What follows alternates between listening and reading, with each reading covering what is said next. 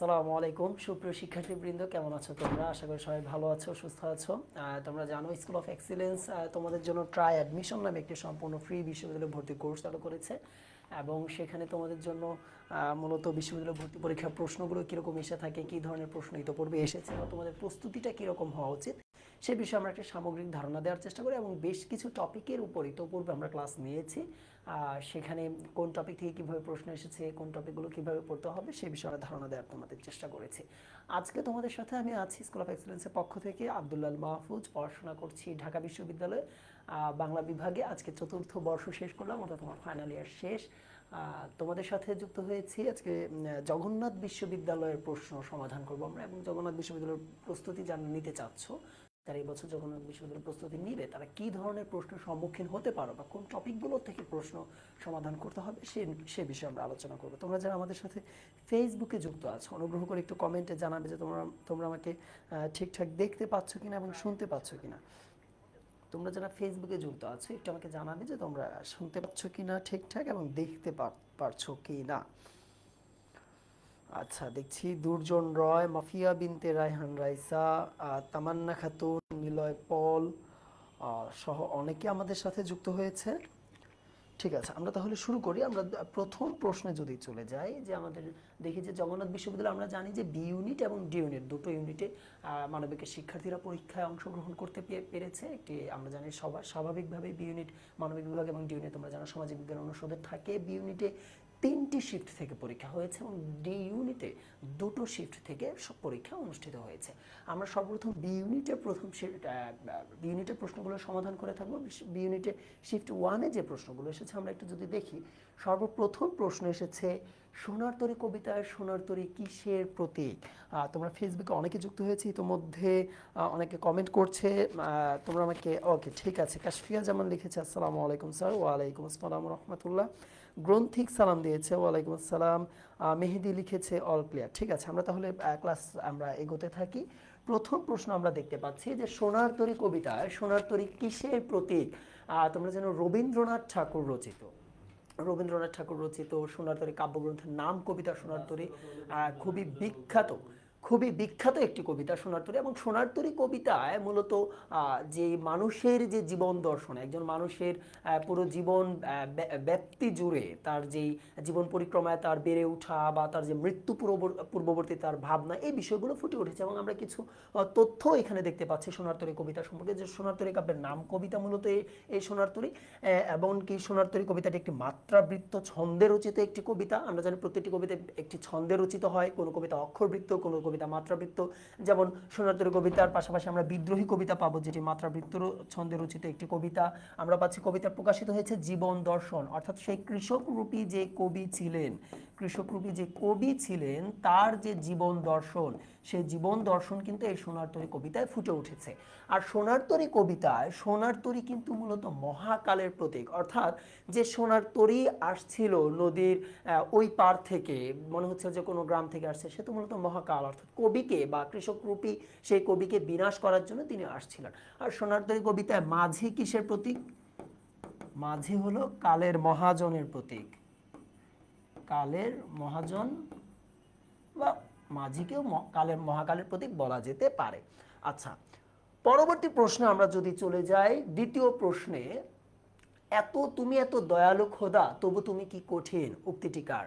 লালসালা উপন্যাস থেকে নেওয়া হয়েছে না? সৈয়দ ওয়ালিউল্লাহ রচিত চমৎকার একটি কবিতা, যেটি 1948 সালে প্রকাশিত হয়েছে। লালসালা উপন্যাস একটি গ্রামীণ সমস্যাকে কেন্দ্র করে, গ্রামীণ সমাজ বাস্তবতাকে কেন্দ্র করে যেটি রচিত হয়েছে, যেখানে তুমি এত দয়ালু খোদা তবু তুমি কি কঠিন, যখন আমেনা বিবিকে তালাক দেয় খালেক ব্যাপারী, তখন রহিমা তার একটা আত্ম উপলব্ধি থেকে প্রশ্ন করে যে তো খোদা কত দয়ালু, তবু তিনি কত কঠিন সিদ্ধান্ত নিতে পারেন, কত দৃঢ় সিদ্ধান্ত তার নেওয়া হয় কেউ যদি অপরাধ করে বা কেউ যদি অন্যায় করে তাকে কেন্দ্র করে, তাই না? অথচ খোদা কিন্তু সবচেয়ে দয়ালু। অর্থাৎ রহিমার এই উক্তিটি মূলত ছিল ওই ঘটনাকে প্রসঙ্গ করে। লাল সাল উপন্যাসটি 1948 খ্রিস্টাব্দে প্রকাশিত হয়েছে আমরা জানি, এবং উপন্যাসটি বেশ কয়েকটি ভাষায় অনুদিত হয়েছে, ইংরেজি, উর্দু, এমনকি ফরাসি ভাষায় অনুবাদ হয়েছে। ফরাসি ভাষা অনুবাদ করেছে লাল সাল উপন্যাসের সৈয়দ ওয়ালিউল্লাহ পত্নী, যিনি ছিলেন আনমারি থিবো, তিনি এটি অনুবাদ করেছিলেন। এবং ওই উপন্যাসটির মধ্য দিয়ে গ্রামীণ সমাজের সংকীর্ণতা, ধর্মান্ধতা এবং কুসংস্কার ও অন্ধকারাচ্ছন্ন মানসিকতা, অর্থাৎ গ্রামের যে মাতব্বর ছিলেন, গ্রামের যে চেয়ারম্যান ছিলেন, গ্রামের যে নাগরিক সমাজ ছিলেন, তাদের যে অন্ধকারাচ্ছন্ন মানসিকতা ছিল, সেই মানসিকতাকে কেন্দ্র করে কিন্তু তুলে ধরা হয়েছে। এবং এই গ্রামটা কোন গ্রাম ছিল? মূলত মোহাম্মদনগর গ্রামকে কেন্দ্র করেই লাল সাল উপন্যাস গড়ে উঠেছে। এবং এছাড়া আরো কিছু গ্রামের নামও আমরা সেখানে দেখতে পাই, যেমন আমরা দেখতে পাই যেমন করিমগঞ্জ ছিল একটা গ্রামের নাম, করিমগঞ্জ, যেখানে হাসপাতাল অবস্থিত ছিল। আমরা দেখতে পাই আওয়ালপুর ছিল, এই আওয়ালপুরের পীরের সাথে কিন্তু লাল সাল উপন্যাসে মসজিদের, মোহাম্মদনগর গ্রামের মসজিদের একটা কনফ্লিক্ট কিন্তু সেখানে সৃষ্টি হয়েছিল। এবং এই ক্লাসের মধ্যে একটা উক্তি ছিল, যেটা ঢাকা বিশ্ববিদ্যালয় ভর্তি পরীক্ষায় এসেছে, যে যখন সূর্যের আলো উদিত হয় তখন মোমবাতির আলো কি হয়? নিষ্প্রাণ হয়ে যায়, এরকম একটা লাইন ছিল না? অর্থাৎ আওয়ালপুরের পীরের যেই মানে তার যেই মহিমান্বিত অবস্থা, সেটা যখন উত্থিত হয়েছে, লাল সাল উপন্যাসে মসজিদ যেন অনেকটাই কি অম্লান হয়ে গেছে, ম্লান হয়ে গেছে। এই বিষয়গুলো একটু খেয়াল রাখতে হবে। দ্বিতীয় প্রশ্ন, আমরা যদি টপিকগুলো একটু লিখে দেই, সর্বপ্রথমে এটি পদ্য থেকে এসেছে, সোনার তরী কবিতা, এটি এসেছে লাল সাল উপন্যাস থেকে। আচ্ছা, ঠিক আছে। আমরা তৃতীয় প্রশ্ন দেখতে পাচ্ছি, কলকাতার নাম আলীনগর ঘোষণা করেন কে? সিরাজউদ্দৌলা নাটক থেকে এসেছে। তোমরা ফেসবুকে অনেকে যুক্ত হচ্ছে এবং কমেন্ট করছো। মিশর ইসলাম লিখেছে সাউন্ড কম কেন? এখনো কি তোমরা সাউন্ড কম পাচ্ছ কিনা? জাকিয়া সুলতানা মিমো লিখেছে সাউন্ড কম কেন? এখনো কি সাউন্ড কম, নাকি এখন ঠিক আছে? আমি অনেক জোরে জোরে কথা বলছি। দেখো, যেখানে ছিলাম, কলকাতার নাম আলীনগর ঘোষণা করেন কে? সিরাজউদ্দৌলা নাটক মূলত একটি ঐতিহাসিক ট্র্যাজেডি নাটক। ট্র্যাজেডি নাটক কি তোমরা সবাই জানো, যে চরিত্র, তার চারিত্রিক গুণাবলী অনেক বেশি থাকবে, তার ভাষায় গাম্ভীর্য থাকবে, তার ঐশ্বর্যমণ্ডিত ভাষা থাকবে, এবং তার চরিত্রে কোনো দোষ থাকবে না বলা যায় না একেবারে। তার ভিতর ভালো এবং মন্দ দুটো দিকই থাকবে, এবং তার মন্দ গুণের কারণে তার চরিত্রে একটা করুণ পরিণতি ভোগ করতে হবে তাকে, তাই না? এবং তার কোনো একটা সিদ্ধান্তের দুর্বলতা হইতে পারে, তার কোনো একটা ব্যক্তিত্বের দুর্বলতা হইতে পারে, তার চারিত্রিক দুর্বলতা হইতে পারে। কোনো একটা কারণে সে একটা পর্যায়ে যায়, জীবনের একটা পর্যায়ে সেই সিদ্ধান্ত বা সেই দুর্বলতার কারণে তাকে একটা করুণ পরিণতি ভোগ করতে হইব, এবং তাকে বীরমণ্ডিতভাবে মূলত সেই চরিত্রটাকে গঠন করতে হবে। যেমন আমরা সিরাজউদ্দৌলাকে সিরাজকে দেখতে পাই। সিরাজউদ্দৌলা চরিত্রটি অনেক বীর একটা চরিত্র, বীর যোদ্ধা, তিনি নবাব চরিত্র, কিন্তু তার সেই যে দৌর্বল্য ছিল চরিত্রের, অর্থাৎ সে আত্মীয়ের প্রতি জানতো তারা তার ক্ষতি করছে, তবু তাদের প্রতি কঠোর সিদ্ধান্ত নিতে পারেনি। সেটার কারণে পরবর্তীতে তাকে কি করতে হয়?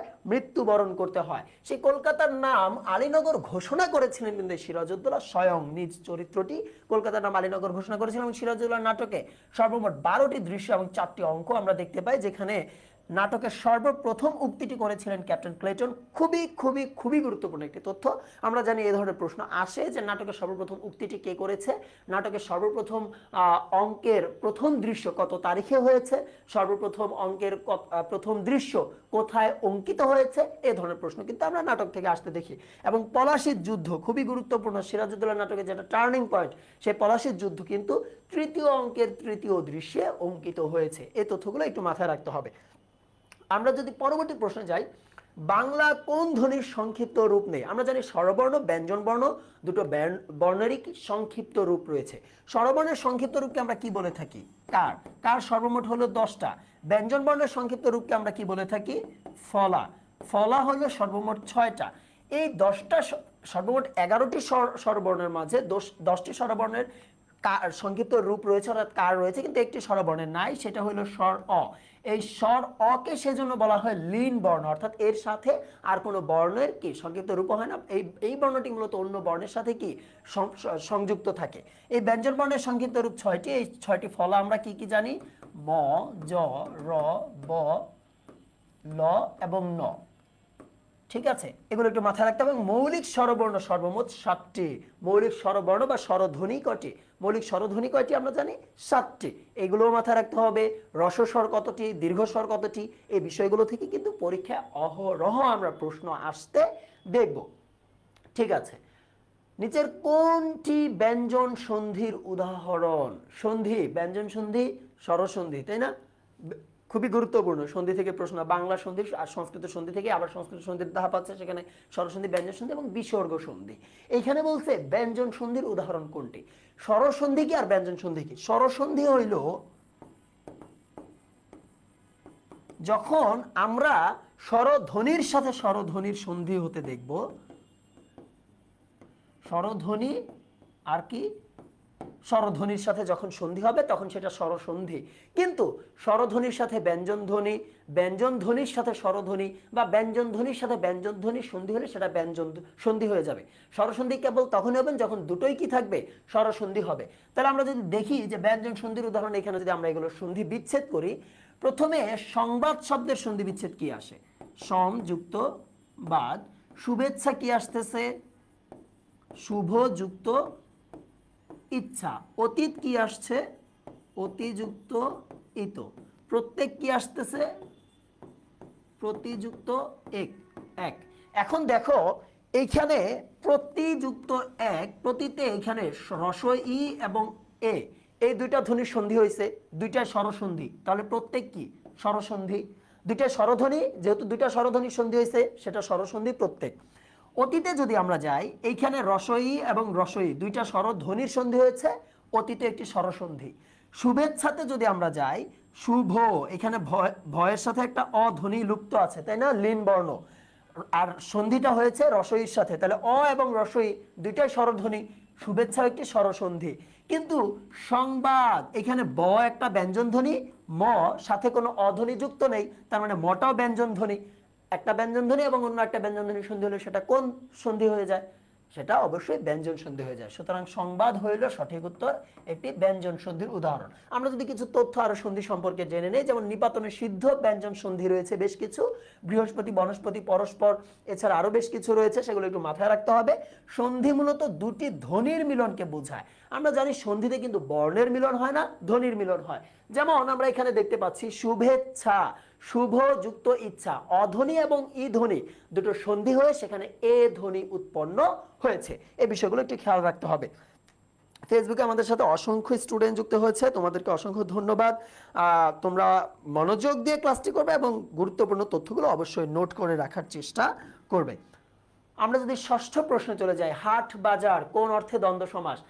একদম সহজ একটি প্রশ্ন এসেছে, একদম সহজ, একদম নবম দশম শ্রেণীর ব্যাকরণ বই থেকে সরাসরি উঠিয়ে দিয়েছে। আমরা জানি দ্বন্দ্ব সমাস, সেখানে বেশ কিছু দ্বন্দ্ব সমাসের প্রকারভেদ রয়েছে, মিলনার্থক দ্বন্দ্ব, বিপরীতার্থক দ্বন্দ্ব, সমার্থক দ্বন্দ্ব, একশেষ দ্বন্দ্ব, এরকম বেশ কিছু রয়েছে। এর ভিতর আমরা যদি মিলনার্থক দ্বন্দ্ব দেখি, যেমন মা বাবা, মা বাবা, ঠিক আছে, সুবিধার্থে আসলে কোনো দ্বন্দ্ব সমাস নেই, বাট সুবিধার্থে মানুষ রয়েছে। সমার্থে নাই, সমার্থক দ্বন্দ্ব, এটা সমার্থের সংক্ষিপ্ত বলা যায়। সমার্থক দ্বন্দ্ব একটা যেমন বলা যেতে পারে হাট বাজার, হাট বাজার বলা যেতে পারে কীট পতঙ্গ, ঠিক আছে।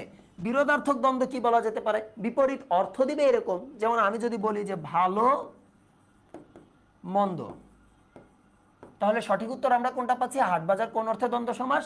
সমার্থক অর্থে বা সমার্থে দ্বন্দ্ব সমাস। সমাস মূলত একাধিক পদের মিলন। আমরা সন্ধিতে দেখতে পাচ্ছিলাম সন্ধি মূলত একাধিক ধ্বনির মিলন হয়, দুটো ধ্বনির মিলন হয়ে সন্ধি হয়। আর সমাসে সেটা কি হয়ে যায়? একাধিক পদের মিলন হচ্ছে। এবং সমাস নিষ্পন্ন পদটি হলো সমস্ত পদ, অর্থাৎ একাধিক পদ মিলে যখন একটি সমাস পদ গঠন করবে সেটাকে আমরা কি পদ বলে জানবো? সমস্ত পদ। এই বেসিক বিষয়গুলো যখন আমাদের ক্লিয়ার থাকবে, পরবর্তীতে আমাদের কিছু একদম বেসিক থেকে বেশ কিছু প্রশ্ন আসে, হইতে পারে যে ধ্বনি শব্দ গঠনের ক্ষেত্রে কোনটি ভিন্ন, এরকম আসতে পারে। এই বিষয়গুলো থেকে তখন আমাদের প্রশ্ন করার উত্তর করা অনেকটা সহজ হয়ে যাবে। আচ্ছা, তাহলে এটা আমরা দেখতে পাচ্ছি সমাস টপিক থেকে আসছে। আমরা এর পূর্বে যেটা ছিল যে সন্ধি থেকে আসছে। আচ্ছা, এর আগে আমরা দেখতে পাচ্ছি ধ্বনি, বর্ণ, এই অংশ থেকে এসেছে, আর এটা তো নাটক থেকে আসছে। ঠিক আছে, আমরা তাহলে পরে যাই। সপ্তম প্রশ্ন আমরা দেখতে পাচ্ছি বাগধারা থেকে আসছে। বাগধারা থেকে আসছে যে বলছে পুরান চাল ভাতে বাড়ে, বাগধারাটির অর্থ কি? এটা আমরা গ্রাম অঞ্চলে বা আমরা স্বাভাবিক আমাদের প্রাত্যহিক জীবনে আমরা এটা প্রায় ব্যবহার করে থাকি যে তুমি আমার সাথে ভাব মারো, পুরান চাল কিন্তু ভাতে পারে, ঠিক আছে? মানে আমি অনেক অভিজ্ঞ, আমি অনেক কিছু দেখেছি, আমি অনেক কিছু শুনেছি, আমি অনেক অভিজ্ঞতা লাভ করেছি, সেই অর্থে এটা সাধারণত ব্যবহৃত হয় যে পুরান চাল ভাতে পারে, অভিজ্ঞতা অর্থে। আচ্ছা, আমরা আরো কিছু বাগধারা যদি দেখে নেই, যেমন অন্ধকার দেখা, দিশেহারা হয়ে পড়া। স্বাভাবিকভাবে বলে না যে আয় রে কি একটা অবস্থা, আগামীকাল পরীক্ষা, চোখে অন্ধকার দেখতেছি।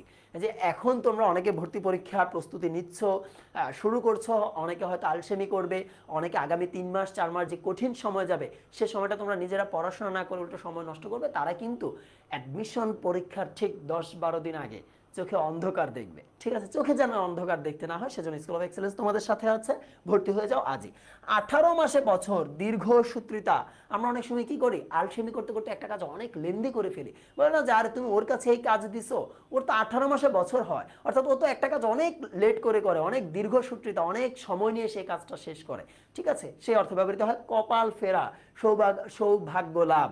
তোমরা এইচএসসিতে পরীক্ষা খারাপ হয়েছে, সমস্যা নাই, এতদিন পড়াশোনা করো না, সমস্যা নেই, কিন্তু কপাল যদি ফেরাইতে চাও, সৌভাগ্য যদি লাভ করতে চাও, আল্লাহ তাআলার কাছে এখনই মাপ চাও, মনোযোগ দিয়ে পড়ার টেবিলে বসো, আর সাথে স্কুল অফ এক্সিলেন্সকে সঙ্গী করে নাও। আমরা যদি 8ম নাম্বার প্রশ্ন দেখি, কোনো কিছু ভুল জেনেও তাকে সত্য বলে চালিয়ে দেওয়ার প্রবণতা বা জেদকে কাজী নজরুল ইসলাম কি বলেছেন বা কি হিসেবে দেখেছেন? আমার পথ প্রবন্ধ থেকে দেওয়া হয়েছে, সেখানে নজরুল বলেছেন আমাদের ভিতর বেশ কিছু মানুষের এরকম প্রবণতা রয়েছে যে আমরা কি করি, যে কোনো কিছু ভুল বা কোনো কিছু মিথ্যা সেটা যেন আমরা অতিরিক্ত বিনয় দেখিয়ে সেটাকে কি মেনে নেই সত্য বলে। এটা নজরুল বলেছেন যে এটা এক প্রকার ভণ্ডামি, এটাকে তিনি একদম ভয়াবহ একটা ভণ্ডামি হিসেবে দেখেছেন। এবং রুদ্রমঙ্গল প্রবন্ধ গ্রন্থ থেকে আমার পথ প্রবন্ধটি নেওয়া হয়েছে। রুদ্রমঙ্গল প্রবন্ধের একটি অংশ আমার পথ প্রবন্ধে নজরুল ভারতবর্ষের নাগরিকদের জাগরণ ঘটাতে চেয়েছেন। ভারতবর্ষের নাগরিকদের বলতে তাদের কথা বলা হয়েছে যে ভারতবর্ষের যে মানুষ ছিল, বাঙালি, অবাঙালি, মুসলিম, অমুসলিম, সকল মানুষ যে অন্যায়কে মেনে নিতে বাধ্য হচ্ছিল, অন্যায়ের প্রতি তাদের এক বিনয় ছিল, সেটা দূর করতে চেয়েছেন। এবং তিনি এই অন্যায় অন্ধকার দূর করার জন্য আগুনের ঝান্ডা অর্থাৎ অগ্নি পতাকা তিনি হাতে তুলে নিয়েছিলেন, বলেছেন যে এই আগুনের ঝান্ডা হাতে তুলে আজ আমি বাহির হলাম। আচ্ছা, আমাদের সাথে ফেসবুকে আমরা দেখতে পাচ্ছি যে মর্জিনা খাতুন লিখেছে 8-এর ক, মেহেদি হাসান লিখেছে 8-এর ক, অনেকে যুক্ত হয়েছেন। চাঁদনি লিখেছে আসসালামু আলাইকুম। ওয়ালাইকুম আসসালাম রহমতুল্লাহ। ফাতিমা জান্নাত যুক্ত হয়েছে, নুসরাত জাহান, ইকরাম মাহমুদ যুক্ত হয়েছে, আসিফ লিখেছে 7-এর খ, জাহাঙ্গীর আলম যুক্ত হয়েছে, হাসানাত জাহান যুক্ত হয়েছে। তোমাদেরকে অসংখ্য ধন্যবাদ। অবশ্যই মনোযোগ দিয়ে ক্লাসটি করবে এবং স্কুল অফ এক্সেলেন্সের ফ্রি ক্লাস সবগুলো দেখতে পারো। কীরকম প্রস্তুতি তোমাদের জন্য স্কুল অফ এক্সেলেন্স নিয়ে এসেছে তোমাদের বিশ্ববিদ্যালয় ভর্তি পরীক্ষার প্রস্তুতির জন্য, সেটি অবশ্যই তোমরা একটু রিচেক করতে পারো। আমরা যদি দেখি জগন্নাথ বিশ্ববিদ্যালয়ে যে বি ইউনিটে এমসিকিউ শিফট 1-এ যে এমসিকিউ গুলো এসেছে কোন কোন টপিক থেকে, আমরা দেখতে পাচ্ছি পদ্য সোনারতরী থেকে এসেছে একটি, উপন্যাস থেকে একটি, নাটক থেকে একটি, ধ্বনিবর্ণ অক্ষর থেকে একটি, সন্ধে একটি, সমাস একটি এবং বাগধারা গদ্য আমার পথ থেকে একটি করে এসেছে। খুবই সহজ টপিক থেকে সর্বমোট 8টি প্রশ্ন এসেছে, কোনো কঠিন কোনো কিছুই আসেনি। প্রকৃতি প্রত্যয় তোমাদের কঠিন লাগে, আমরা দেখেছি যে ইতোপূর্বে বিশ্ববিদ্যালয়গুলোর ভর্তি পরীক্ষার প্রস্তুতিতে প্রকৃতি প্রত্যয় থেকে আসলে খুব একটা প্রশ্ন আসে না। সুতরাং আমরা যদি প্রশ্ন বিশ্লেষণটা খুব ভালো করে করতে পারি এবং প্রশ্ন বিশ্লেষণ সম্পর্কে একটু ধারণা রাখি, তাহলে কিন্তু প্রস্তুতি নেওয়াটা আসলে খুব একটা ঝামেলার হয় না। আমরা যদি দেখি যে আমাদের টিচার প্যানেলে সি ইউনিটে তোমরা জানো আমাদের এখন কোর্স লঞ্চ হয়েছে, সি ইউনিট, বি ইউনিট, সকল বি ইউনিটের এবং যারা বিভাগ পরিবর্তন করতে চাচ্ছ সবার জন্য একটি নির্ভরযোগ্য প্রস্তুতিমূলক প্রতিষ্ঠান হতে পারে স্কুল অফ এক্সেলেন্স। সি ইউনিটে তোমরা দেখতে পাচ্ছ আমি নিজে বাংলা ক্লাস সেখানে নিব, ইংরেজিতে আশরাফুল ইসলাম সাগর স্যার থাকবে, তন্ময় নিচ্ছে ক্লাস, বাংলা রানা স্যার আছে, সকলে মিলে সি ইউনিটে কিন্তু একটি ভালো ক্লাস তোমরা পেতে যাচ্ছ। আমরা যদি জগন্নাথ বিশ্ববিদ্যালয়ের শিফট 2-তে দেখি, শিফট 2-এর কি প্রশ্ন আছে, লাল সাল উপন্যাসে তাহের ও কাদের মাছ নিয়ে কখন বাড়ি ফেরে। খুব কঠিন জায়গা থেকে কিন্তু প্রশ্নগুলো আসলে আসছে না, যে অনেক সময় হয় না যে কোথা থেকে এই প্রশ্ন আসছে, কিভাবে আসলো, এটা তো পড়েই নেই, এরকম মনে হয় না। এই ধরনের প্রশ্ন কিন্তু আমরা এখন পর্যন্ত পাচ্ছি না বা ইনশাল্লাহ পাবো না। আমরা দেখতে পাচ্ছি যে প্রশ্নগুলো মূলত এমন জায়গা থেকে আসছে যেগুলো ধরা যাচ্ছে যে হ্যাঁ আমি তো এটা এইখানে পড়ছিলাম। এবং লাল সাল উপন্যাসের শুরুর দিকে একদম শুরুতেই বলা হচ্ছে তাহের এবং কাদের বিকেল বেলা বা অপরাহ্নে যখন রুই মাছ ধরে তারা ফেরত আসে, সেখানে দেখা যায় একটা কি যে মজিদ সেখানে একটা সভা আয়োজন করে, তাই না? এরকম বেশ কিছু বিষয় সেখানে ছিল। লাল সাল উপন্যাসটির ইংরেজি অনুবাদক ছিলেন ঔপন্যাসিক নিজে অর্থাৎ সৈয়দ ওয়ালিউল্লাহ নিজে, এবং উর্দু অনুবাদক ছিলেন কলিমুল্লাহ।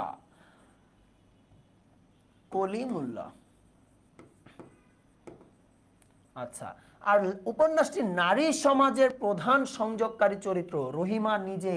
ওই যে একটা লাইন আছে না, যে গ্রামের মহিলাদের তিনি অন্য সংস্করণ, রহিমাকে কেন্দ্র করা বলা হয়েছে। অর্থাৎ মজিদের কাছে সরাসরি তো নারীরা যে তাদের আবদার করতে পারছে না, তখন তারা রহিমার কাছে আসে, রহিমা সেই আবদার মজিদের কাছে পৌঁছে দিচ্ছে। এবং উপন্যাসের শিক্ষিত সমাজের প্রতীক কে ছিল? আক্কাস চরিত্র। একমাত্র আক্কাস চরিত্রটা গ্রামের মনস্তাত্ত্বিক ভাবধারার সম্পূর্ণ ভিন্ন ছিল। যেখানে গ্রামের সবাই ভাবছে ইংরেজ শিক্ষা হারাম, ইংরেজ শিক্ষা করলে কাফের হয়ে যাব, সেখানে একমাত্র আক্কাস চরিত্রটি কিন্তু ইংরেজ শিক্ষা বা আধুনিক শিক্ষার প্রসার ঘটাতে চেয়েছিলেন।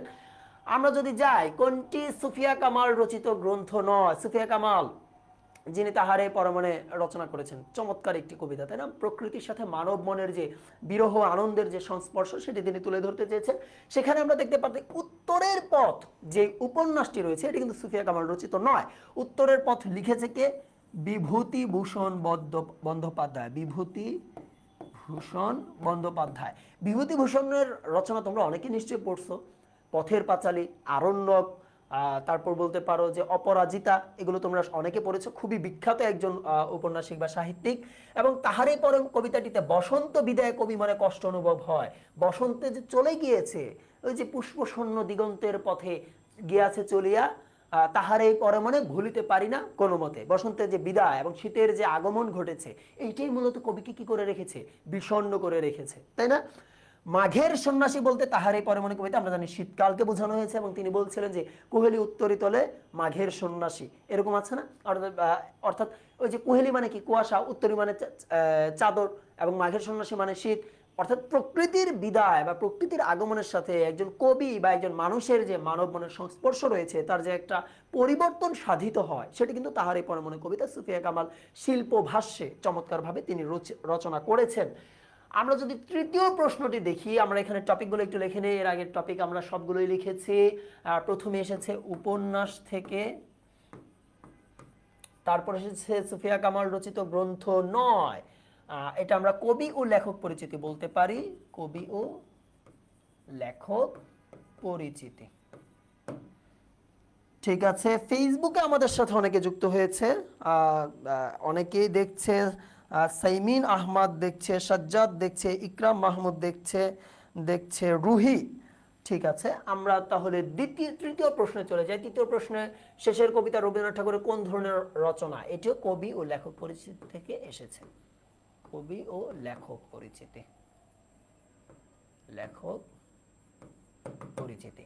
এখানে আমরা দেখি যে এই প্রশ্নটা ইতোপূর্বে বিশ্ববিদ্যালয় ভর্তি পরীক্ষা সহ চাকরির পরীক্ষা অসংখ্যবার এসেছে, যে শেষের কবিতা রবীন্দ্রনাথ ঠাকুরের কি রচনা। কারণ এই কবিতা শব্দ দেখে আমরা অনেকে, আরে কত সুন্দর, এত সহজ প্রশ্ন, কাব্যগ্রন্থই তো।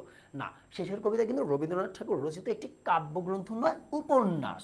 এবং এই শেষ মেষ নিয়ে অনেক লিখে বাংলা সাহিত্য হয়েছে। যেমন শেষ লেখা রবীন্দ্রনাথই রচিত একটি কাব্যগ্রন্থ, অসম্ভব সুন্দর একটি কাব্যগ্রন্থ। এবং শেষ কথা চমৎকার একটি কবিতা রবীন্দ্রনাথ ঠাকুরের, বিশেষ করে শেষ কথা কবিতার সর্বশেষ 4 লাইন এত সুন্দর, এত সুন্দর, দারুণ। শেষ প্রশ্ন শরৎচন্দ্র রচিত একটি উপন্যাস, গুরুত্বপূর্ণ। এখান থেকে প্রশ্ন আসার সম্ভাবনা রয়েছে। সিরাজের পতন কে না চায় সংলাপটি কার? নাটক থেকে এসেছে, তাই না? নাটক থেকে আরেকটি প্রশ্ন আমরা দেখতে পাচ্ছি। তোমরা অনেকে নাটক এবং উপন্যাস এড়িয়ে যাও অনেক বড় দেখে, কিন্তু তোমাদের কাছে আন্তরিকভাবে তোমাদের কাছে অনুরোধ থাকবে যে তোমরা অলসতা না করে, ফাঁকিবাজি না করে, মানে অষ্টরম্ভা না দেখায় নিজেকে অবশ্যই চেষ্টা করবে এখন থেকে নাটক উপন্যাসগুলো অল্প অল্প অল্প করে পড়তে থাকো। এবং সেটা যেন অ্যাটলিস্ট আমি বলবো নাটক উপন্যাস 15 বার যেন তোমার রিভিশন দেওয়া হয়। ঠিক আছে, নাটক উপন্যাস ফার্স্ট শেষ করার পর অ্যাটলিস্ট 15 বার সেটার জন্য রিভিশন দেওয়া থাকে। তাহলে নাটক উপন্যাস থেকে মোটামুটি বলা যায় সব প্রশ্ন তোমরা কমন পাবা যদি ভালো করে পড়তে পারো। আচ্ছা, সিরাজের পতন কে না চায় সংলাপটি কার? ঘসেটি বেগম বলছে, তাই না? যে যখন তারা সিরাজকে পতন করানোর জন্য একটা কু করছিল, যে কিভাবে কি করব আমরা, কিভাবে তার বিরুদ্ধে ষড়যন্ত্র করব, তখন সেখানে বলছিল একটা উক্তি, এক পর্যায়ে ঘসেটি বেগম বলছিল যে কি, সিরাজের পতন কে না চায়। উক্তিটি ঘসেটি বেগমের, উমিচাঁদ এ যুগের সেরা কি কালকে ওঠে নাকি আচ্ছা, মীর জাফর ক্লাইভের গাধা ছিলেন, যিনি পরবর্তীতে মসনদ, বাংলার মসনদ যিনি গ্রহণ করেছিলেন। আর রায় দুর্লভ, যারা সম্পত্তির লোভে লোভে তারা কি করছিল, সিরাজের পেছনেই ছুরি মেরেছিল।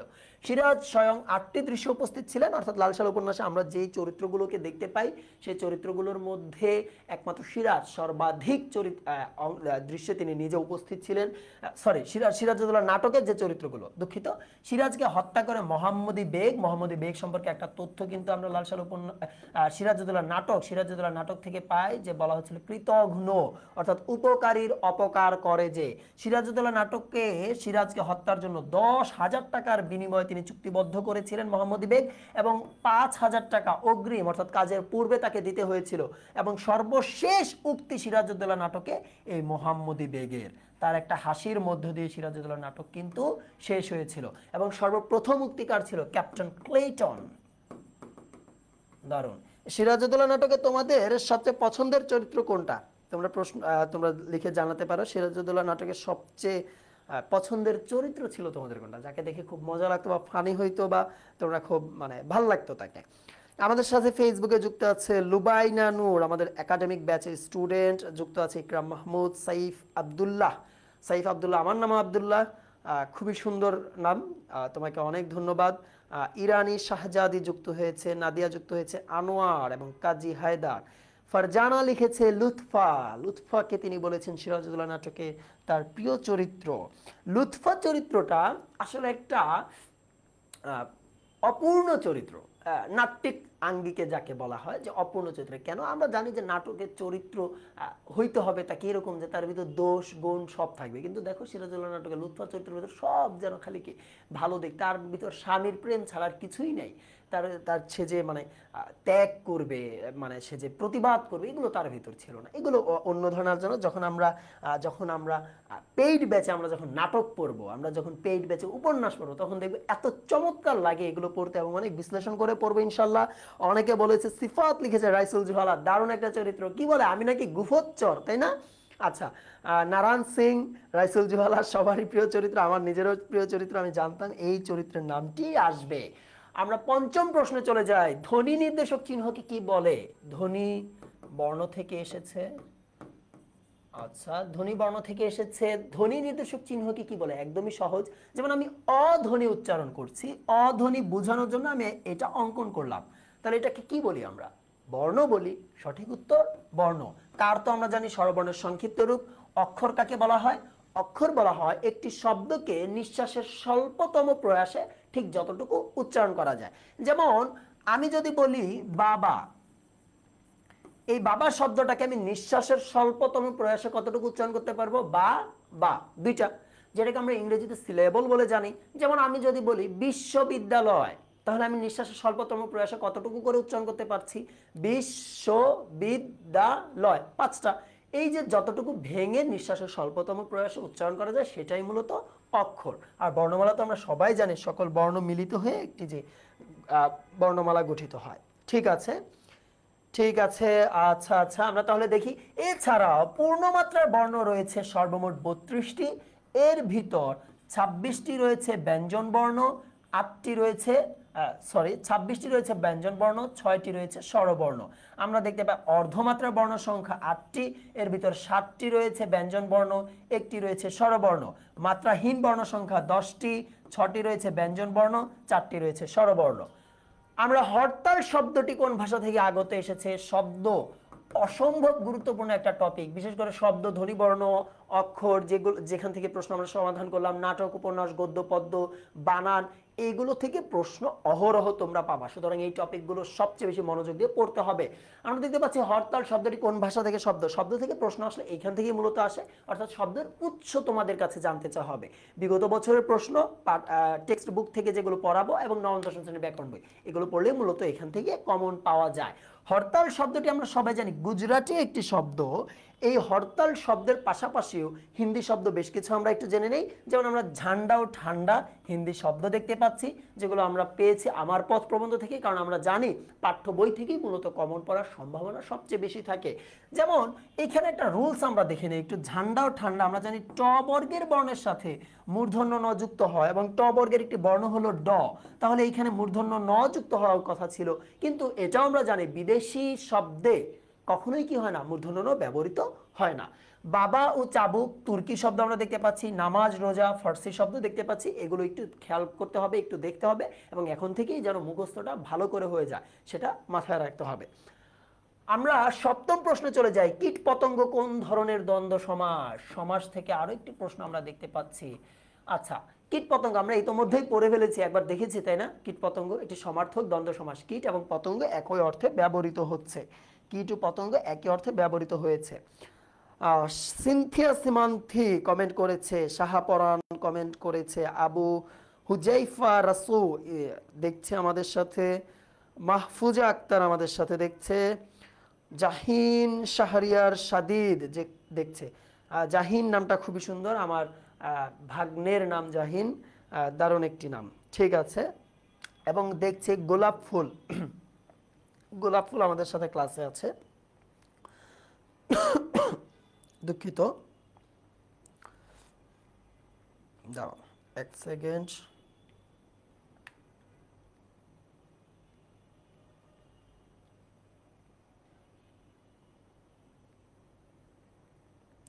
আচ্ছা দেখো, আমরা যদি যাই তারপরে কীট পতঙ্গ কোন ধরনের সমাস, এটি একটি সমার্থক দ্বন্দ্ব সমাস। এবং অলুক দ্বন্দ্ব সমাস কোনটা বলা হয়? আমরা জানি যে যখন কোনো দ্বন্দ্ব সমাসে যে বিভক্তি থাকে সেই বিভক্তিটা কি পাবে না, লোপ পাবে না, সেটা রয়ে যাবে। যেমন আমি যদি বলি যে হাতে পায়ে, হাতে পায়ে দেখো এখানে দুটো জায়গায় এ বিভক্তিটা কি পায় নাই, লোপ পায় নাই। এগুলোকে সাধারণত অলুক দ্বন্দ্ব সমাস বলা হয়। ভালো মন্দ বিপরীত অর্থক দ্বন্দ্ব সমাস, দুটো বিপরীত অর্থ দিচ্ছে, ভালো ও মন্দ দুটো দুই জিনিস। আমরা দেখতে পাচ্ছি বাবারা একশেষ দ্বন্দ্ব, বাবা চাচা ও জ্যাঠারা, সাধারণত ব্যাস বাক্য এটাই হয়, বাবা চাচা জ্যাঠারা। বাবারা একটি একটি একশেষ দ্বন্দ্ব। এছাড়া আমরা, এটা নিয়ে একটু কনফ্লিক্ট আছে, আমরা অনেকে ওইটা অন্য আরেকটু সমাসের সাথে তুলনা করে, সেজন্য আমরা সেদিকে আর যাচ্ছি না কনফ্লিক্ট কোনো জায়গায়। অলুক দ্বন্দ্ব আমরা দেখলাম, বিপরীতার্থক দ্বন্দ্ব দেখলাম, একশেষ দ্বন্দ্ব আমরা বেশ কিছু উদাহরণ দেখলাম সমাস নিয়ে। আমরা অষ্টম প্রশ্নে চলে যাই। ৮ নম্বর প্রশ্নে, না বুঝে পড়লে এমনই হয় এ বাক্যে না কোন পদ? কিভাবে পড়লে না বুঝে, অর্থাৎ বোঝা যেই পদটা, যে ক্রিয়াপদটা, সেই ক্রিয়াপদটাকে বিশেষায়িত করছে না পদটা, অর্থাৎ এটা কিন্তু এক প্রকার ক্রিয়া বিশেষণ হিসেবে এখানে ব্যবহৃত হয়েছে। আচ্ছা, এরপরে যদি আমরা দেখি তাহলে এটা সঠিক উত্তর কি? বিশেষণ। আমরা বেশ কিছু বিশেষণ জেনে নেই, বিশেষণ থেকে আরো বেশ কিছু প্রশ্ন আসে, যেমন কোনটি গুণবাচক বিশেষণ, কোনটি রূপবাচক বিশেষণ, কোনটি অবস্থাবাচক বিশেষণ, এই ধরনের প্রশ্ন প্রায়ই আসে। যেমন তাজা মাছ খুবই গুরুত্বপূর্ণ, তাজা মাছ, ভাজা মাছ, এগুলো থেকে প্রশ্ন আসে। তাজা ভাজা এগুলো কি ধরনের বিশেষণ, এই ধরনের প্রশ্ন কিন্তু আমরা পরীক্ষায় আসতে দেখি, যেগুলোকে অবস্থাবাচক বিশেষণ বলে। লাল নীল সবুজ রূপবাচক বিশেষণ, মনে রাখবা রং, রং র দিয়ে শুরু, রূপবাচক বিশেষণ। সর্বনাম আমরা জানি 10 প্রকার, এইগুলো থেকে প্রশ্ন আসে। কোনটি আত্মবাচক সর্বনাম, কোনটি ব্যক্তিবাচক সর্বনাম, কোনটি অনির্দিষ্টতা জ্ঞাপক সর্বনাম, এগুলো একটু নবম দশম শ্রেণীর ব্যাকরণ থেকে দেখে নিলেই কমন পড়ার যথেষ্ট সম্ভাবনা রয়েছে। তাহলে আমরা এটা দেখতে পাচ্ছি কোথা থেকে এসেছে, পদ প্রকরণ বা ব্যাকরণিক শ্রেণী, পদ প্রকরণ বা ব্যাকরণিক শ্রেণী। আচ্ছা, পদ প্রকরণ। বি ইউনিটে শিফট 2 থেকে আমরা যে টপিকগুলো থেকে দেখেছি, উপন্যাস থেকে প্রশ্ন এসেছে, কবি লেখক পরিচিতি থেকে দুটো প্রশ্ন এসেছে, নাটক একটি, ধ্বনিবর্ণ একটি, শব্দ থেকে একটি, সমাস থেকে একটি এবং পদ প্রকরণ থেকে একটি, সর্বমোট এভাবে 8টি প্রশ্ন আমরা এখান থেকে দেখতে পারছি। আমরা যদি দেখি যে এক নজরে এমসিকিউ কোথা থেকে আসছে, প্রশ্ন বিশ্লেষণ করে আমরা দেখতে পাচ্ছি জগন্নাথ বিশ্ববিদ্যালয় বি ইউনিট 24-25 সেশন, এখানে সকল শিফট লেখা আছে। যদিও আমরা জানি 3টি শিফটে পরীক্ষা হয়েছে, কিন্তু আমরা দুটো শিফটের প্রশ্ন সমাধান করেছি। কিন্তু এই যে এই জায়গায় যে বিশ্লেষণটা আমরা সেটা 3টি শিফটকে কেন্দ্র করেই বানিয়েছি, অর্থাৎ তিনটি শিফটে সর্বমোট প্রশ্নগুলো কোন কোন টপিক থেকে এসেছে। নাটক থেকে আমরা তিনটি শিফটে তিনটি প্রশ্ন দেখেছি, উপন্যাস থেকে তিনটি, গদ্য পদ্য থেকে একটি করে প্রশ্ন দেখতে পাচ্ছি, কবি লেখক পরিচয় থেকে তিনটি, এবং এটা যে খুব আহামরি কঠিন জায়গা থেকে অর্থাৎ আউট অফ নলেজ থেকে আসছে এরকম নয়, এগুলো কিন্তু আমাদের যে পাঠ্য বই অন্তর্ভুক্ত যে কবি লেখক ছিলেন তাদের থেকে এসেছে। সমাস থেকে দুটি, সন্ধি একটি, বানান থেকে এসেছে, পদ প্রকরণ থেকে একটি, বাগধারা, বাংলা সাহিত্য, ব্যাকরণ, ইতিহাস, কারক, শব্দ, ধ্বনিবর্ণ, অক্ষর থেকে দুটো করে প্রশ্ন এসেছে। খুব কঠিন কোনো প্রশ্ন আসে নাই, কোনো কঠিন কোনো জায়গা থেকেও কিছু আসেনি, যেগুলো আমরা সচরাচর দেখি বা দেখে অভ্যস্ত সেই জায়গাগুলো থেকে প্রশ্ন আমরা পেয়েছি। তাহলে আমরা যদি দেখি যে জগন্নাথ বিশ্ববিদ্যালয়ের লিখিত প্রশ্ন কোথা থেকে আসছে, তোমরা জানো জগন্নাথ বিশ্ববিদ্যালয়ের লিখিত প্রশ্ন রয়েছে। শিফট একে আমরা দেখতে পাচ্ছি, একলা যেতে ভয় করবে না তো প্রশ্নটি উক্তিটি কে করেছে। আমার মনে হয় এইসব পারবে না এরকম কেউ নাই। ঘুম নেই কার রচনা, ঘুম নেই পূর্বাভাস, শরৎচন্দ্র, এটা সবাই জানে। অমন করে হাঁটতে নাই বিবি, এটা কার উক্তি, কে কাকে বলেছে, সবাই মিলে সত্যি আমরা বাংলাকে বিক্রি করে দিচ্ছি না তো উক্তিটি কার। অর্থাৎ এক কথায় প্রকাশ, এক কথায় লেখার মতো বা এক কথায় উত্তর, এরকম প্রশ্ন আমরা দেখতে পাচ্ছি, যেগুলো নাটক, উপন্যাস, গদ্যপদ্য বা ব্যাকরণে একদম বেসিক জায়গা থেকে কিন্তু প্রশ্ন আসবে। আচ্ছা, যেমন গঠনগতভাবে বাংলা শব্দকে কয় ভাগে ভাগ করা হয়, একদম সহজ প্রশ্ন। শুদ্ধ করে লিখতে বলা হয়েছে। বানান, আমরা জানি যে বানান খুবই গুরুত্বপূর্ণ, বিশেষ করে তোমরা যেই শুদ্ধিকরণ অংশ তোমরা এইচএসসি পর্যায়ে পড়ে এসেছো, বাক্য শুদ্ধ করে লিখো, বাক্য শুদ্ধিকরণ, সেই জায়গাগুলো মোটামুটি একটা ভালো আয়ত্ত থাকলে এই অ্যাডমিশন লেভেলে এসে বানানো নতুন করে কঠিন হওয়ার কিছুই নেই। বাক্য সংকোচন করতে বলেছে, অর্থাৎ বিরোচন অংশও কিন্তু আসছে, এবং এই ক্ষীয় সব ব্যঞ্জন ধ্বনিটি কোন কোন ধ্বনি সহযোগে গঠিত, একদম সহজ লিখিত এসেছে, একদমই সহজ, একদমই সহজ লিখিত প্রশ্ন আমরা দেখতে পাচ্ছি। এবং সন্ধি বিচ্ছেদ করতে বলেছে। আমরা উপসর্গ অনুসর্গের পার্থক্য, তোমরা অলরেডি এইচএসসিতে উপসর্গ নিয়ে প্রশ্ন লিখে থাকো, যে উপসর্গ অর্থবাচকতা, অর্থদ্যোতকতা, তোমরা একটা বেসিক বিষয় জানা আছে উপসর্গ নিয়ে। প্রত্যয় থেকে একটা মাত্র লিখিত প্রশ্ন আমরা দেখতে পাচ্ছি। প্রত্যয় থেকে সাধারণত প্রশ্ন খুব একটা দেখি না, যা তবু যেটা আসছে সেগুলো একদম সহজ। পারিভাষিক শব্দ থেকে প্রশ্ন এসেছে, পারিভাষিক শব্দগুলো একটু জেনে নিতে হবে।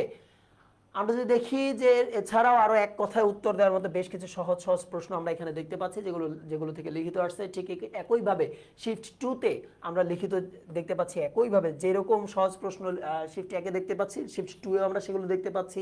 যে রবীন্দ্রনাথের জন্ম মৃত্যু সাল সেখানে জানতে চেয়েছে। কবিতার পরের লাইন এসছে প্রতিদান থেকে। তারপরে লালসার উপন্যাসে মাজার কেন্দ্রিক প্রশ্ন এসেছে। সিরাজউদ্দৌলা সিকান্দার আবু জাফর সম্পর্কে প্রশ্ন এসেছে।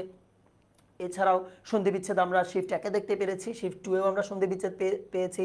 উপসর্গ নিয়ে শিফট 1 এ পেয়েছি, শিফট 2 এও আমরা উপসর্গ দেখতে পাচ্ছি। প্রত্যয় শিফট 1 এবং শিফট 2 দুই জায়গায়, পারিভাষিক দুই জায়গায় এসেছে। অর্থাৎ একই ধরনের প্রশ্ন, কিন্তু একটা প্যাটার্নটা, অর্থাৎ যে একটা শিফটে এরকম আসে নাই যে মানে একদম সহজ, আরেকটা শিফটে একদম কঠিন, এরকম কিন্তু আসেনি। অর্থাৎ দুটো শিফটে খুবই সহজ প্রশ্ন কিন্তু আমরা লিখিত দেখতে পাচ্ছি। তাহলে আমরা যদি এক নজরে জগন্নাথ বিশ্ববিদ্যালয়ের লিখিত সকল শিফটের প্রশ্ন দেখি, তিনটি শিফট মিলিয়ে আমরা যেহেতু এটা তৈরি করেছি, গদ্য পদ্য, নাটক, উপন্যাস, ব্যাকরণ, ভাষাভিত্তিক ব্যাকরণ এবং বাংলা সাহিত্য থেকে প্রশ্ন আমরা দেখতে পাচ্ছি। তাহলে আমরা যদি একটা সাজেশন দেখি এমসিকিউ এর জন্য, জগন্নাথ বিশ্ববিদ্যালয়ের সাজেশনের জন্য নাটক, উপন্যাস, গদ্য পদ্য, লেখক পরিচিতি, ধ্বনি, বর্ণ, বানান, সমাস, সন্ধি, কারক, পদ প্রকরণ, শব্দ, বাংলা সাহিত্য, বাগধারা, এগুলো পড়লেই কিন্তু হয়ে যাচ্ছে। এবং লিখিতর জন্য এই টপিকগুলো অবশ্যই অবশ্যই তোমাদের একটু দেখে নিতে হবে, যাদের জগন্নাথ বিশ্ববিদ্যালয়ের টার্গেট রয়েছে।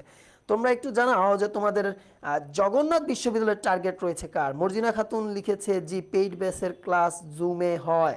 জি জুমেই হয়। জগন্নাথ বিশ্ববিদ্যালয়ে কাদের কাদের ড্রিম রয়েছে, কারা জগন্নাথ বিশ্ববিদ্যালয়ে পড়তে চাও। জগন্নাথ বিশ্ববিদ্যালয়ের সদরঘাট বুড়িগঙ্গা নদী তীরবর্তী একটি বিশ্ববিদ্যালয়, দারুণ একটি জায়গা। ঠিক আছে, আমরা তাহলে চলে যাই আমাদের সফলতা। দেখতে পাচ্ছ তানজিহা আরজুমান যে পঞ্চম হয়েছে ঢাকা বিশ্ববিদ্যালয় বি ইউনিটে। এছাড়া আমাদের এনামুল হক সাকিব আজকে আমাদের সাথে কিছুক্ষণ আগেও ছিল। হাসিব হাসানের আছে, মেহনাজ মোস্তফা এবং তন্ময় সরকার যে রাজশাহী বিশ্ববিদ্যালয়ে দ্বিতীয় হয়েছে, খুলনা বিশ্ববিদ্যালয় তৃতীয় হয়েছে। তন্ময় তোমরা জানো ঢাকা বিশ্ববিদ্যালয় এখন ইংরেজি বিভাগ নিয়ে পড়ছে এবং সে সরাসরি তোমাদের এই বছর মেন্টর হিসেবে যুক্ত হয়েছে। আচ্ছা, তারপরে যদি আমরা যাই জগন্নাথ বিশ্ববিদ্যালয়ের ডি ইউনিটের প্রশ্ন যদি সমাধান করতে চাই, জাকিয়া সুলতানা মিম লিখেছে পেইড ব্যাচের ক্লাস কাল থেকে। পেইড ব্যাচের ক্লাস অলরেডি আমরা শুরু করে দিয়েছি, প্রশ্ন বিশ্লেষণ দুটো ক্লাস হয়েছে। আর এই যে তোমাদের মাঝে এইচএসসির জন্য একটা গ্যাপ ছিল, আগামীকাল সম্ভবত আগামীকাল থেকে তোমাদের আবার, হ্যাঁ শুক্রবার তো আগামীকাল থেকে তোমাদের ক্লাস শুরু হয়ে যাচ্ছে আবার।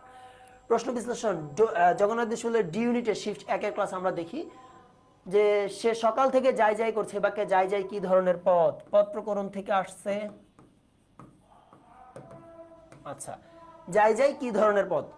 দেখো বলছে সে সকাল থেকে যাই যাই করছে, করছে একটা ক্রিয়াবাচক পদ।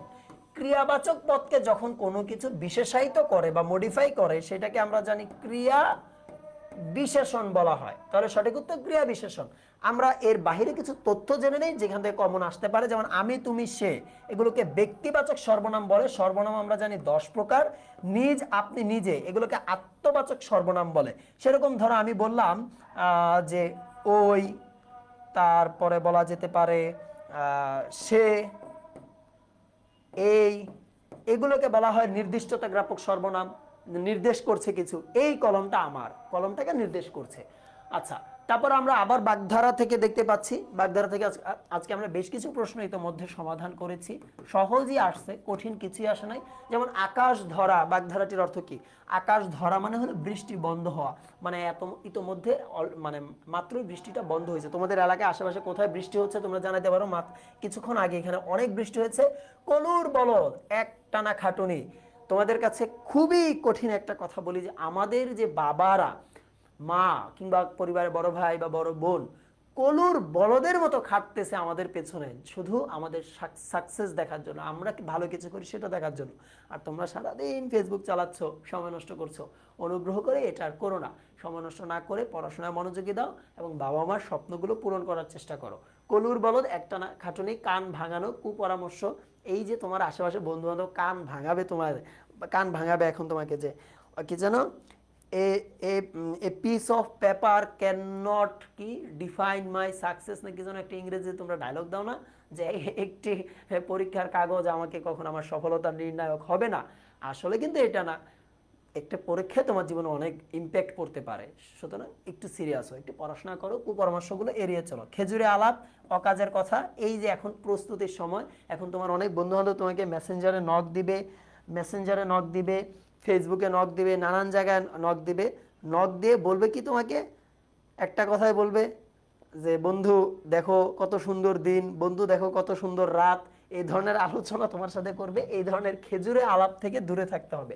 এখন বন্ধু বান্ধব বাছাই করতে হবে খুব সাবধানে। শুধু এখন না, একটা কথা মাথায় রাখবা, জীবনের সবচেয়ে ভালো একটা কাজের মধ্যে হইল বা গুরুত্বপূর্ণ কাজের মধ্যে একটা কাজ হইল বন্ধু বান্ধব নির্বাচন করা। একজন মানুষ সে সফল হবে কি হবে না, একজন মানুষ ভালো পথে যাবে নাকি খারাপ পথে যাবে, একজন মানুষের চিন্তা ভাবনা, ভাবাদর্শ কিরকম হবে, এটা অনেক বেশি নির্ভর করে তার বন্ধু কেমন। ঠিক আছে? অর্থাৎ তোমাকে তুমি কেমন মানুষ যদি আমি জানতে চাই, তোমার 4-5 জন বন্ধু বা তোমার বন্ধু মহলকে জানলে আমি বুঝে ফেলতে পারবো। সেজন্য বন্ধু নির্বাচন অনেক দরকার। এখন তুমি যদি একটা দুষ্ট বন্ধুর সাথে মিশো বা তুমি নিজে যদি দুষ্ট হও, তুমিও তোমার পড়াশোনা নষ্ট করবা, তোমার বন্ধুর পড়াশোনা নষ্ট হবে।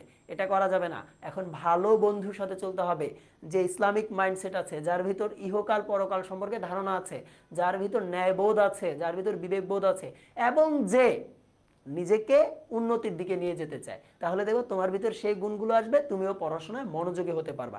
এমন কোনো বন্ধু যদি থাকে ইনস্টাগ্রামে রিল পাঠায় বসে বসে পড়ানোর সময়, ফেসবুকে রিল পাঠায়, আজকেই তার থেকে দূরে থাকতে হবে। তুমি নিজে যদি করো, এগুলো বন্ধ করতে হবে। আমরা তাহলে পরের প্রশ্ন চলে যাই। স্বাধীন শব্দের সন্ধি বিচ্ছেদ কোনটি? আসছে সন্ধি থেকে। স্বাধীন শব্দের সন্ধি বিচ্ছেদ আমরা দেখতে পাচ্ছি। আমরা জানি স্বাধীন অর্থ কি? যুক্ত অধীন, তাই না? মানে নিজের অধীনে কিছু থাকা, সেটাই মানে স্বাধীন। এটা অপশনে কোথায় পাচ্ছি? এই জায়গাটায়। বাকি সবগুলো ভুল। নিপাতনে সিদ্ধ স্বরসন্ধি রয়েছে বেশ কিছু। উল্টা, মার্তণ্ড, গবাক্ষ। আমরা জানি নিপাতনে সিদ্ধ স্বরসন্ধি হয়, ব্যঞ্জন সন্ধি হয়, বিসর্গ সন্ধি হয়। এর মধ্যে স্বরসন্ধি কি কি আছে? উল্টা, মার্তণ্ড, গবাক্ষ, আরো বেশ কিছু আছে। আমরা সারণ্ড, এরকম বেশ কিছু দেখতে পাই। এবং আরেকটা গুরুত্বপূর্ণ সন্ধি বিচ্ছেদ হলো স্বাধীনোত্তর। স্বাধীনোত্তর মানে হলো স্বাধীনতার পূর্বে বা স্বাধীনতার পরে, এরকম স্বাধীনতার পরে বোঝায় স্বাধীনোত্তর। স্বাধীনোত্তর শব্দের সন্ধি বিচ্ছেদ কি? স্বাধীন যুক্ত উত্তর। আর আমরা জানি দুইটা ধ্বনির যে মিলন মূলত সন্ধিতে হয়, যে উৎপন্ন ধ্বনিটা বা যেই ধ্বনিটা সৃষ্টি হয়, সেই ধ্বনিটা কিন্তু প্রথম শব্দের শেষ বর্ণে হবে, শেষ বর্ণে যুক্ত হবে, শেষ বর্ণে। যেমন আমি যদি একটা উদাহরণ দেই, ধরো আমি বললাম একটা সন্ধি, সহজ সন্ধি যদি আমি তোমাদেরকে বলি যে সিংহ যুক্ত আসন, সিংহযুক্ত আসন, এটা স্বরসন্ধি না ব্যঞ্জন সন্ধি বলো তো দেখি, তোমরা ক্লাসে আসলে কতটুকু মনোযোগ হয়েছিলা? তাওসিয়া তাফহিম লিখেছে জি ইনশাল্লাহ, ইনশাল্লাহ। মর্জিনা খাতুন লিখেছে ঠিক আছে ভাইয়া, ঠিক আছে ভাইয়া। পড়াশোনা তো দুইটার একটাও করে না, এই দুইটাই পাজে, দুইটাই দুষ্ট। আচ্ছা তোমরা বলো তো দেখি যে সিংহযুক্ত আসন কোন সন্ধি? যে সঠিক উত্তর দিতে পারবা তাকে একটা লাল সালাম দেয়া হবে। সিংহযুক্ত আসন কোন সন্ধি? আচ্ছা আচ্ছা, এখন পর্যন্ত কেউ বলতে পারতেছে না। আমাদের সাথে অনেকেই যুক্ত হচ্ছে ক্লাসে। মেহেদি হাসান লিখে দিছে সবার আগে স্বরসন্ধি। মেহেদি হাসান তোমাকে একটা বিশাল বড় লাল সালাম। দেখো এখানে সিংহ, আমরা বলছি কি স্বরসন্ধি কোনটা? কেবল যখন স্বরধ্বনির সাথে স্বরধ্বনির সন্ধি হইব তখন সেটারে আমরা কি কমু? সেটারে বলবো স্বরসন্ধি। তাহলে দেখো সিংহ, হয়ের সাথে কি আছে? একটা অধ্বনি, আ ধ্বনির যুক্ত হয়েছে, অ এবং আ মিলে উৎপন্ন হয়েছে কি? আ। আমরা জানি অ এবং আ মিলে স্বরসন্ধিতে আ ধ্বনি উৎপন্ন হয়। তাহলে আমরা সিংহাসন যখন, সিংহযুক্ত আসন যখন লিখি সিংহাসন, এখন এইখানে দেখো তো এই আ ধ্বনিটা কোন বর্ণের সাথে যুক্ত হয়েছে? হ বর্ণের সাথে যুক্ত হয়েছে না? হ বর্ণটা কি প্রথম বর্ণের, প্রথম শব্দের শেষ বর্ণ। তার মানে যখন সন্ধি নিষ্পন্ন হয়ে নতুন ধ্বনি উৎপন্ন হবে সেটা প্রথম শব্দের শেষ বর্ণে আইসা যুক্ত হবে। এটা একটু মাথায় রাখবা এবং খেয়াল করবা। এটা কি বুঝতে পারছো? এই জায়গাটা কি বুঝতে পারছো? হ্যাঁ ঠিক আছে, আমরা যাই পরবর্তী প্রশ্ন। সূর্য কিরণ শুধিতেছে জল, রেখাঙ্কিত শব্দটি ব্যাকরণিক শ্রেণী নির্দেশ করো। সূর্য কিরণ শুধিতেছে জল, অর্থাৎ সূর্যের আলো জল শুষে নিচ্ছে। ক্রিয়ার মধ্যে দাগ দিছে, কি করতেছে? শুষতেছে, মানে কোনো কিছু শুষে নিচ্ছে, একটা ক্রিয়াপদ। তাহলে সঠিক উত্তর কি? ক্রিয়া। আচ্ছা আমরা যদি দেখি যে এখানে এটা আসছে পদ প্রকরণ থেকে, পদ প্রকরণ থেকে আসছে। আচ্ছা যোজক আমরা জানি যেটা দুটো বাক্যকে যুক্ত করে, সংযোজন করে, বিয়োজন করে, সেটাকে যোজক বলা হয়। বিশেষণ তো আমরা সবাই চিনি, ক্রিয়া চিনি। ক্রিয়া বিশেষণের বিশেষণ, যে ক্রিয়া বিশেষণকে যখন বিশেষায়িত করে তখন সেটা ক্রিয়া বিশেষণ বলা হয়, ক্রিয়া বিশেষণে বিশেষণ বলা হয়। গরম চা, সাদা পোশাক, গুণবাচক বিশেষণ, গুরুত্বপূর্ণ, একাদশ শ্রেণী, নবম দিন, ক্রমবাচক বিশেষণ। বিশেষণে বেশ কিছু প্রকারভেদ আছে, অবস্থাবাচক, গুণবাচক, ক্রমবাচক, পরিমাণবাচক, সংখ্যাবাচক, এগুলো একটু খেয়াল করতে হবে। রূপবাচক, এগুলো মাথায় রাখতে হবে। এইখান থেকে প্রশ্ন প্রায়ই এসে থাকে এবং আসার মতো। পঞ্চম নম্বর প্রশ্ন আমরা যদি দেখি, কোন বানানটি শুদ্ধ নয়? বানান মহা গুরুত্বপূর্ণ একটি টপিক যে কোনো পরীক্ষার জন্য। বলছে কোন বানানটি শুদ্ধ নয়। সহযোগিতা বানানটি শুদ্ধ। আমরা জানি কিছু শব্দ আছে, সহযোগী, প্রতিযোগী, দায়ী, স্থায়ী, এরকম বেশ কিছু শব্দ আছে। আরেকটা গুরুত্বপূর্ণ হলো প্রাণী। এগুলোর সাথে প্রাণী, প্রাণী, এগুলোর সাথে মূল বানানে দীর্ঘ ইকার হবে সব সময়, কিন্তু যখন সাথে তা কিংবা ত প্রত্যয় যুক্ত হবে তখন বানানটা পরিবর্তিত হয়ে রস্বইকার হয়ে যাবে। যেমন আমি যদি বলি প্রাণী যুক্ত বিদ্যা, একটা ডিপার্টমেন্ট, তাই না? এটা তখন হয়ে যাবে প্রাণীবিদ্যা রস্বইকার দিয়ে। আমি ধরো বললাম মন্ত্রী দীর্ঘইকার দিয়ে, কিন্তু আমি সাথে সভা যুক্ত করে দিলাম, তখন এটা হয়ে যাবে রস্বইকার দিয়ে, মন্ত্রী সভা। আশা করি সবাই বুঝতে পেরেছো। আচ্ছা সুদ, সুদ বলতে কোনো শব্দই নেই। যন্ত্রণা, আমরা জানি রি, রফলা, রেফ এবং র, এগুলোর পরে মূর্ধন্য ন ব্যবহৃত হয়। তাহলে যন্ত্রণাতে ত রফলা যুক্ত হয়েছে, পরবর্তীতে কি আসার কথা ছিল? মূর্ধন্য ন, ব্যবহার হয়েছে দন্ত ন। এটাও ভুল। স্বতঃস্ফূর্ত ঠিক আছে নাকি ঠিক নাই? এটা ঠিক আছে। তাহলে সুদ তো কোনো শব্দই না, যন্ত্রণা তাহলে ভুল দেয়া, এটাই সঠিক উত্তর। সমীচীন, উদিচি, দধিচি শুদ্ধ বানান। তিনটা মহা গুরুত্বপূর্ণ বানান যেখান থেকে পরীক্ষায় প্রায় প্রশ্ন আছে। লবণ মন গুণ নিত্য মূর্ধন্যবাচক শব্দ, এই জায়গা থেকেও প্রশ্ন অসংখ্যবার আসতে দেখব। বিশেষ করে চাণক্য, মাণিক্যগণ, বাণিজ্য, লবণ মন, বেনুবিনাবেনী, কঙ্কন কণিকা, কল্যাণ সরিতমণি, স্থানগুণ পূর্ণ, এরকম একটা ছড়া আছে দেখবা নবম দশম শ্রেণীর ব্যাকরণ বই, সেখান থেকে প্রায়ই পরীক্ষার প্রশ্ন আসে, এটা একটু খেয়াল রাখতে হবে। এর পরের প্রশ্ন আমরা চলে যাই, সেই ফুল আমাদের প্রাণ, আসছে পদ্য থেকে, কবিতা শামসুর রহমান রচিত, ফেব্রুয়ারি 1969, অসম্ভব সুন্দর একটি কবিতা, যেখানে বলা আছে সেই ফুল আমাদেরই প্রাণ, অর্থাৎ একটা ফুলকে বলছে এটা আমাদের প্রাণ। রূপকার্থে বা এখানে তিনি বোঝাতে চেয়েছেন যে বাংলা ভাষা, অর্থাৎ সেই ফুল বা সেই বাংলা ভাষা আমাদের প্রাণ। এইখানে ফুল বলতে বাংলা ভাষাকে বুঝাইছে, এবং এই কবিতারই আরেকটা জায়গায় তিনি বর্ণমালাকে বুঝাইছে নক্ষত্র শব্দ দ্বারা।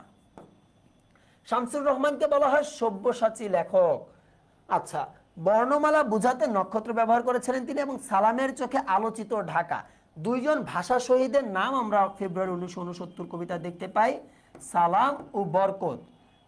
সালাম ও বরকত, এর ভিতর বরকত সম্পর্কে দুইটাই তথ্য আছে, একটা হলো বরকত বলে গাঢ় উচ্চারণে, আরেকটা দেখতে পাই বরকত বুক পাতে ঘাতকের থাবার সম্মুখে। এই দুইটা ছাড়া বাকি যা কিছু আছে সব সালামের সম্পর্কে বলা হয়েছে। সালামের হাত থেকে জড় অবিনাশী বর্ণমালা, সালামের চোখে আজ আলোচিত ঢাকা, সালাম নামে রাজপথে, বা যেটাই হোক সব সালাম সম্পর্কে। বরকত সম্পর্কে দুইটা, একটা বরকত বুক, বরকত বলে গাঢ় উচ্চারণে, আরেকটা হলো কি বরকত বুক পাতে ঘাতকের থাবার সম্মুখে। এই বিষয়টা একটু জেনে রাখতে হবে। এরপরে যদি আমরা চলে যাই, পুরুষতন্ত্রের অমানবিকতার স্ফুরণ ঘটেছে কোন গল্পে? পুরুষতান্ত্রিকতার অমানবিকতার স্ফুরণ ঘটেছে কোন গল্পে? আমাদের সাথে যুক্ত হয়েছে আফরিন মৌ ইতি, যুক্ত হয়েছে মায়েশা আফরোজ, এমডি আল ফাহাদ যুক্ত হয়েছে তাহসিনুল ইসলাম, যুক্ত হয়েছে মোহাম্মদ জাবের। ঠিক আছে, আমরা তাহলে দেখি এরপরে পুরুষতান্ত্রিকতার অমানবিকতার স্ফুরণ ঘটেছে কোন গল্পে। আমরা বেশ কিছু গল্প, চমৎকার গল্প, অপরিচিতা, বিলাসী, মাসি পিসি, তারপর প্রবন্ধ, গৃহপ্রবন্ধ, এগুলো অনেকে তোমরা পড়েছো। এই জায়গায় একটা গল্পে পুরুষতন্ত্রের যে অমানবিক আচরণ, পুরুষতন্ত্রের যে নির্মমতা, পুরুষতন্ত্রের যে দুর্দশা, পুরুষতন্ত্রের যে মানে একটা হিংস্র ভাবনা, সেগুলোই মূলত ফুটে উঠেছে। এইটা আমরা জানি। মর্জিনা খাতুন লিখছে অপরিচিতা, দেখো পুরুষতন্ত্রের অমানবিকতার স্ফুরণ কিন্তু ফুটে উঠেছে মাসি পিসি গল্পে। আর অপরিচিতা গল্পে আমরা জানি সেইখানে যৌতুক প্রথার বিরুদ্ধে নারী পুরুষের সম্মিলিত প্রতিরোধ কিন্তু ফুটে উঠেছে। এছাড়া মাসি পিসি গল্পে নারী শক্তির জাগরণ নিয়ে আলোচনা হয়েছে, অর্থাৎ পুরুষতন্ত্রের যে অমানবিকতার বিরুদ্ধে যে দুর্ভিক্ষ, সবকিছুর বিরুদ্ধে যে নারী শক্তি দুইটা, মাসি এবং পিসি, তাদের যে সম্মিলিত প্রতিরোধ, সেটা কিন্তু আমরা দেখতে পাই। বিলাসী গল্পে প্রেমের মহিমায় সমাজের অশুভ চেহারা কিন্তু ফুটে উঠছে। সমাজের অশুভ চেহারা কি, যে যেমন ধরো যে সমাজের সংকীর্ণতা, সমাজ নিষ্ঠুর, দুর্দশাগ্রস্ত, এই বিষয়গুলো কিন্তু সেখানে ফুটে উঠছে বিলাসী গল্পে। আচ্ছা, এরপরে আমরা যাই 24শে মে 1899, কোন বিখ্যাত কবির জন্মদিন? 24শে মে 1899 হইল কাজী নজরুল ইসলামের জন্মদিন। আমরা রবীন্দ্রনাথ ঠাকুরের যদি দেখি 1268 থেকে 1348, 25শে বৈশাখ, আর এদিক দিয়ে হইল 22শে শ্রাবণ। আচ্ছা, এইটা একটু মাথায় রাখতে হবে। কবি জীবনানন্দ দাশের ছিল হইল 1899 থেকে কততে জানো? 54, হ্যাঁ 1954। মাইকেল মধুসূদন দত্ত 1824 থেকে 1873 ছিলেন। এগুলো একটু গুরুত্বপূর্ণ, জেনে রাখতে হবে। 22শে শ্রাবণ রবীন্দ্রনাথের মৃত্যুদিন, গুরুত্বপূর্ণ। 25শে বৈশাখ তার জন্মদিন ছিলেন। 1899 থেকে 1954 জীবনানন্দ দাশ। আচ্ছা, এটা কিন্তু বঙ্গাব্দ সাল, মনে রাখতে হবে। 1824 থেকে 1873 মধুসূদন দত্ত। এখান থেকে প্রশ্ন আসবে, কবি ও লেখক পরিচিতি থেকে নেওয়া হয়েছে, কবি ও লেখক পরিচিতি। আর এইটা হইল গদ্য থেকে নেওয়া হয়েছে। ঠিক আছে, তারপরে আমরা যাই জগন্নাথ বিশ্ববিদ্যালয়ের ডি ইউনিট এমসিকিউ শিফট 1-এ আমরা দেখতে পাচ্ছি ব্যাকরণিক শ্রেণী, বাগধারা, সন্ধি, বানান, পদ্য, গদ্য, কবি লেখক পরিচিতি থেকে এই জায়গাগুলো থেকে প্রশ্নগুলো এসেছিল। আমাদের প্রকাশনা রয়েছে, তোমরা জানো আমাদের এখানে 3টি বই রয়েছে, মুদ্রিত 3টি বই তোমরা পাবে, বাংলা ডাইজেস্ট, ইংরেজি ডাইজেস্ট এবং সাধারণ জ্ঞান ডাইজেস্ট, যেখান থেকে প্র্যাকটিস অংশ জায়গায় তোমরা অসংখ্য প্রস্তুতি তোমরা নিতে পারবে। ঠিক আছে, তারপরে যাই আচ্ছা এই প্রশ্নটা অপরিচিত আমি খেয়াল করিনি, দুঃখিত। অপরিচিত হবে, হ্যাঁ ধন্যবাদ মর্জিনা খাতুনকে কারেকশন করে দেওয়ার জন্য। আমাদের তারপর যদি দেখি গিফট আইটেম, তোমরা ভর্তি হওয়ার পর অবশ্যই চমৎকার একটি টি শার্ট পাবে। অনেকে সম্ভবত গ্রুপে পোস্ট করছে না, আজকে আমি ফেসবুকে দেখলাম পেজে, আমাদের পেজে অনেকে গ্রুপে পোস্ট করছে যে তারা এই টি শার্টটা পাইছে, খুব সুন্দর। যদি এই টি শার্টটা এখানে ছবি দেওয়া, কিন্তু অন্য একটা টি শার্ট যেটা আরও বেশি সুন্দর একটা টি শার্ট পেয়েছে। এই কিছুক্ষণ আগে ফেসবুকে দেখছিলাম, মানে এক ছোট ভাই আমাদেরই এক টিচার মেন্টর তিনি চালাচ্ছিলেন, তখন দেখছিলাম যে অনেকে খুশি হয়ে পোস্ট করছে। এবং OMR বুক পাবে, যেটা তোমরা প্র্যাকটিস করতে পারবে, প্রশ্ন দাগিয়ে দাগিয়ে এমসিকিউ বৃত্ত ভরার, এবং একটা স্টাডি প্ল্যানার পাবে। স্টাডি প্ল্যানারটা তোমাকে মূলত সময়টা কিভাবে আরো সুন্দর করে কাজে লাগানো যায় সেই বিষয়ে একটা সার্বিক দিক নির্দেশনা তোমাকে দিবে। প্রশ্ন বিশ্লেষণ জগন্নাথ বিশ্ববিদ্যালয়ের ডি ইউনিট যদি আমরা দেখি যে এই জায়গাটায় যদি আমরা চলে যাই যে শিফট 2, ব্যাকরণ কোন ভাষার শব্দ? ব্যাকরণ একটি সংস্কৃত শব্দ, আমরা জানি মূর্ধন্য ন, তারপর যুক্ত বর্ণ, এগুলো সাধারণত সংস্কৃত শব্দের একটা চিহ্ন বলা যায়, বা এগুলো সংস্কৃত শব্দে আমরা দেখতে পাই। পর্তুগিজ শব্দ আমরা কিছু যদি জেনে নেই, যে আমলকি আছে, পেয়ারা আছে, এগুলো মূলত পর্তুগিজ শব্দ। তারপর আছে আলকাত্রা।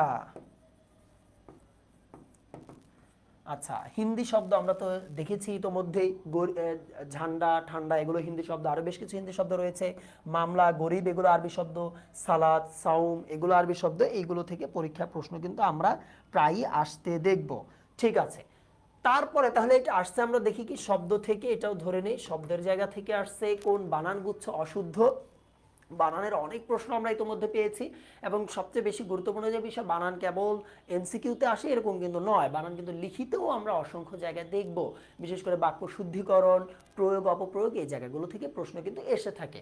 আচ্ছা, আমরা যদি বানান গুচ্ছ অশুদ্ধ দেখি, ত্রিভুজ, ত্রিভুজ বানানটা কি শুদ্ধ না অশুদ্ধ? অবশ্যই একটি অশুদ্ধ বানান। ধ্বংস বানানে একটা ব ফলার সাথে যুক্ত হয়, এটা একটা অশুদ্ধ। মরুদ্যান, এটা অশুদ্ধ। আমরা শুদ্ধ রূপগুলো দেখে নিব, সমস্যা নাই। আমরা পরিপক্ক জানি একটি শুদ্ধ বানান। স্বায়ত্ত শাসন শুদ্ধ, শিহরণ একটি শুদ্ধ, সুষম শুদ্ধ কিন্তু নৈসঙ্গ শুদ্ধ নয়। আকাঙ্ক্ষা অশুদ্ধ বানান, ঝর্ণা অশুদ্ধ, পুরনো শুদ্ধ, পূর্ণ অশুদ্ধ। আচ্ছা, আমরা যদি এখন শুদ্ধ রূপগুলো দেখে নেই, ত্রিভুজ আমরা জানি দীর্ঘ উকার দিয়ে হয়, ধ্বংসতে আমরা একটা ব ফলা দিব, মরুদ্যানে রয়ের সাথে আমরা জানি দীর্ঘ উকার হবে, রয়ের সাথে কি হবে? দীর্ঘ উকার, মরুদ্যান। পরিপক্ক, ঠিক আছে, এটা তো সবগুলো ঠিক আছে। সুষম ঠিক আছে। নৈসঙ্গতে জ ফলাটা হবে না, আকাঙ্ক্ষাতে আমরা জানি ক্ষীয় দিয়ে হয়। আচ্ছা, ঝর্ণা হবে বানানটা এইভাবে, ঝর্ণা। আচ্ছা, পুরনো যখন ওল্ড বা পুরনো অর্থ দিবে, পুরান অর্থ দিবে, তখন সেটা কি হয়ে যাবে? এইভাবে দন্ত ন দেওয়া হবে, যদিও র আছে। পূর্ণ আমরা জানি একটি নিত্য মূর্ধন্যবাচক শব্দ, যেখানে মূর্ধন্য ন দিয়ে হবে। তাহলে বলছে কোন বানান গুচ্ছে অশুদ্ধ? পুরো সবগুলো অশুদ্ধ হলো প্রথম গুচ্ছে, সঠিক উত্তর হলো প্রথমটা। এরপরে আমরা যাই, আচ্ছা ঠিক আছে, এরপরে আমরা যাই কিছু শুদ্ধ বানান দেখে নেই। অহরাত্র, নিরবচ্ছিন্ন, অনেক গুরুত্বপূর্ণ, যদিও তোমরা নিরবিচ্ছিন্ন বলে জানো। যেমন আরেকটা বানান আমরা যদি বলি বিপদজনক, এইটা তোমরা অনেকে শুদ্ধ বলে জানো, কিন্তু এটা কিন্তু অশুদ্ধ হবে, বিপদজনক, বিপদজনক। ঠিক আছে, নিরপরাধী বলে থাকো, কিন্তু নিরপরাধ, নিরহংকারী বলে থাকো, কিন্তু নিরহংকার শুদ্ধ বানান। এগুলো খেয়াল করতে হবে। এটা তাহলে আসছে কোথা থেকে? বানান থেকে, বানান থেকে। তৃতীয় প্রশ্নে চলে যায়, বিপন্ন মানবতার পাশে আমাদের দাঁড়ানো উচিত। কি ধরনের বা কেমন মানবতার পাশে দাঁড়ানো উচিত? বিপন্ন একটি বিশেষণ পদ, বিশেষণ বা অ্যাডজেক্টিভ পদ, সঠিক উত্তর বিশেষণ। অনুসর্গ শব্দের পরে যুক্ত হয়। অনুসর্গ কি? যখন বাক্যে বিশেষ্য এবং সর্বনাম পদের সাথে কি করে? সম্পর্ক সৃষ্টি করে। যেমন আমি যদি বলি আমার সাথে ভাই আছে,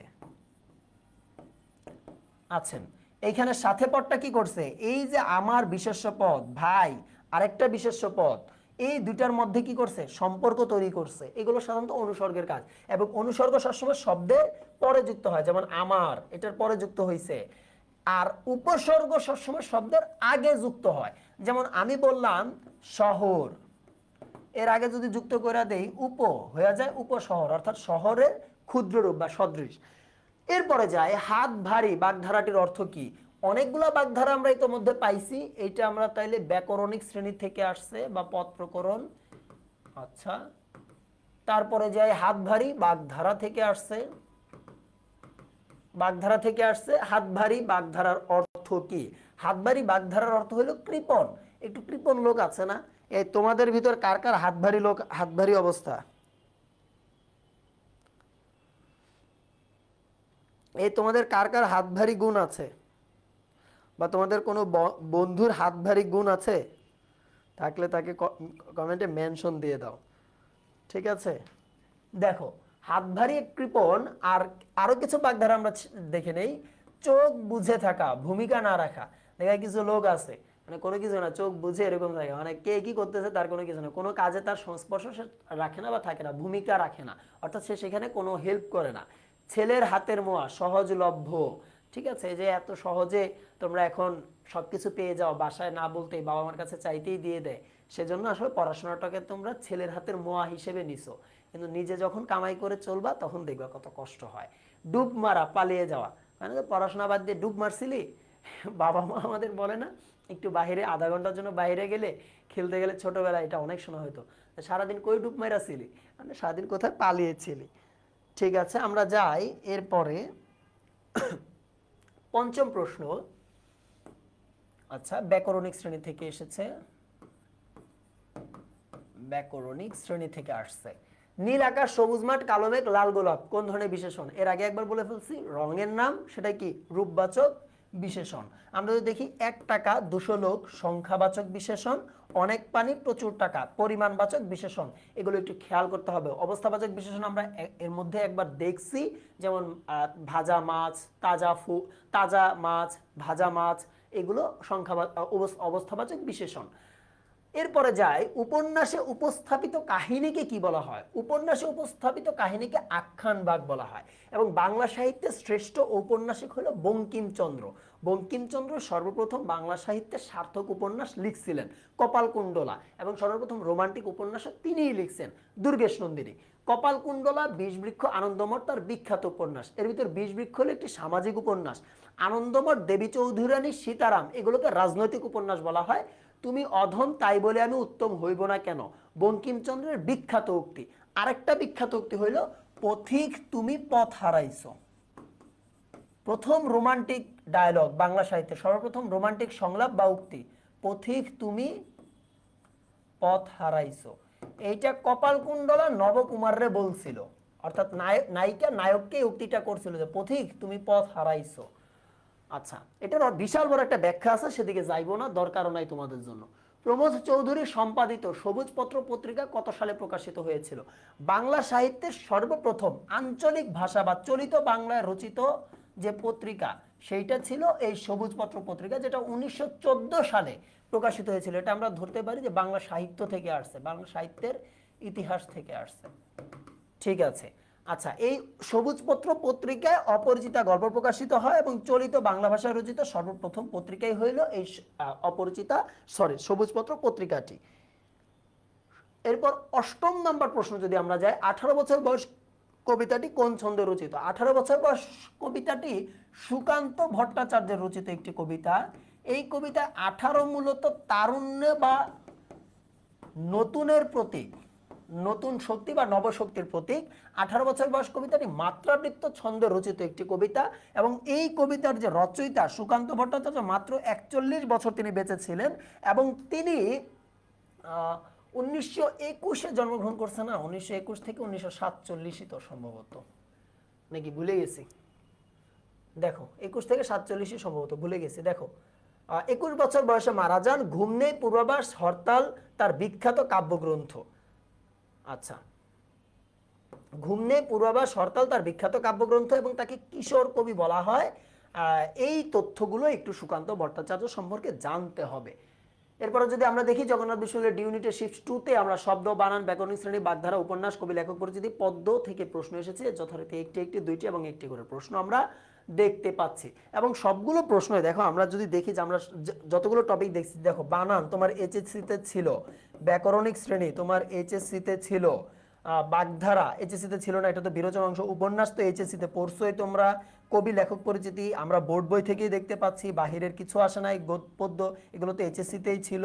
আমরা ঠিক প্রত্যেকটা বিশ্ববিদ্যালয় আমরা যদি সব জায়গায় যাই, দেখো এইখানে যদি আমরা টপিকগুলো দেখি, ব্যাকরণিক শ্রেণী এইচএসসিতে ছিল, বাগধারা তো বিরোচন অংশ, সন্ধি, সন্ধি কি তোমাদের এইচএসসিতে ছিল না? ছিল তো নাকি?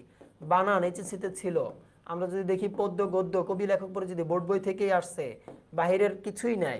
আমরা যদি এর পরে দেখি এইখানে কি কি আসছে, এইখানে দেখো তোমাদের সাজেশনে তো সাজেশন দিয়েছি আমরা, কিন্তু আমরা যে টপিকগুলো আবার দেখি যে কোন কোন টপিক থেকে কোনটা কোনটা আসছে, সবগুলো কিন্তু আমরা ম্যাক্সিমাম দেখতে পারবো যে এইচএসসি থেকে প্রশ্ন আসতেছে। এইচএসসি টপিকে ধ্বনি বর্ণ তো বেসিক, এটা তো বাদ দেওয়া যাবে না। শব্দ এগুলো সব একদম সমাস, সমাস তো এইচএসসিতেই ছিল, পদ প্রকরণ বা ব্যাকরণিক শ্রেণী এইচএসসিতে ছিল। এই বিষয়গুলো একটু যদি তোমরা দেখো যে নতুন করে আসলে কিন্তু কোনো একটা কিছু পড়তে হচ্ছে না, যে একদম আননোন কোনো কিছু আমি এটা কই থেকে পড়বো কিভাবে পড়বো, এরকম কিন্তু খুব একটা টপিক আমরা দেখি নাই। সহজ সব কিছুই আমরা কিন্তু দেখতে পাচ্ছি। সুতরাং এত জটিলতার কিছু নাই, একটু পড়াশোনাটা ঠিকঠাক করতে হবে, নিজেকে একটু পড়াশোনায় বসাইতে হবে, অলসতা কম করে করতে হবে। আমরা যদি এক নজরে এমসিকিউ প্রশ্ন বিশ্লেষণ জগন্নাথ বিশ্ববিদ্যালয়ের ইউনিটের সকল শিফটেরটা দেখি, অর্থাৎ দুটোই শিফটের, যে আমরা উপন্যাস থেকে একটা, গদ্য থেকে একটা, পদ্য থেকে দুইটা, ব্যাকরণিক শ্রেণী খুবই গুরুত্বপূর্ণ 4টা পাইছি, বানান থেকে 2টা, বাগধারা 2টা, শব্দ একটা, সন্ধি, কবি লেখক পরিচিতি থেকে 2টা প্রশ্ন আমরা দেখতে পাচ্ছি। আচ্ছা, এবং তোমরা জানো 1500 টাকা ছাড়ে, 1500 টাকা ছাড়ে 25 আগস্ট পর্যন্ত আমাদের ফার্স্ট টাইমের যে ক্লাসগুলো চলছে পেইড ব্যাচে তোমরা ভর্তি হইতে পারবা। আজকে হলো আগস্টের 21 তারিখ, আর মাত্র হাতে 4 দিন বাকি। তোমরা যদি ভর্তি হইতে চাও তাহলে আমাদের ওয়েবসাইট আছে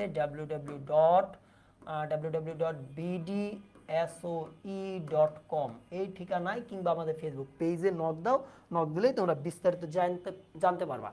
ঠিক আছে, আমরা যদি লিখিত অংশ দেখি, লিখিত ঠিক একইভাবে শতবিধানে দেখো নিয়ম থেকেই আসছে। আমরা বলতেছিলাম বারবার বানান গুরুত্বপূর্ণ, শব্দগুলো শুদ্ধ উচ্চারণ, উচ্চারণ তো তোমরা এইচএসসিতে বারবার পড়ে ফেলছো, একদম সহজগুলো আসছে, জ্ঞান, মসৃণ, আহ্বান, অতঃপর, এগুলো এইচএসসিতে অসংখ্যবার আসছে।